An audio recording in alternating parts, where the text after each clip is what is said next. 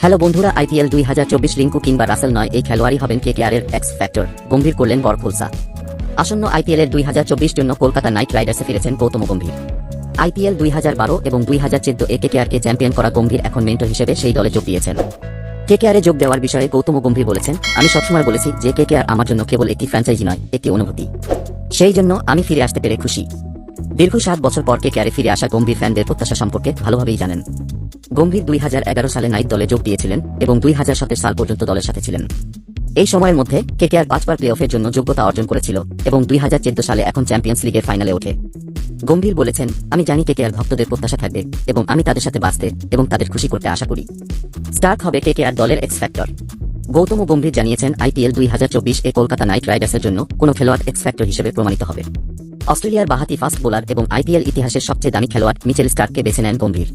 তিনি বলেন, আমি মনে করি না যে দামে ট্যাগ স্টার্কের উপর অতিরিক্ত চাপ সৃষ্টি করবে। আমি শুধু আশা করি অস্ট্রেলিয়ান ক্রিকেটের জন্য সে যা করছে কেকেআরের জন্য তাই করবে।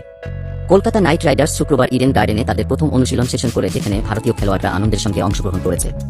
শীঘ্রই বিদেশি খেলোয়াড়রাও কেকেআরে যোগ দেবেন।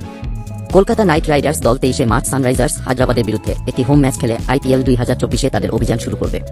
যদি আমাদের এই চ্যানেলটি আপনাদের ভালো লাগে তাহলে প্লিজ সাবস্ক্রাইব করে পাশে থাকবেন। এই চ্যানেলটিতে আসার জন্য আপনাকে ধন্যবাদ।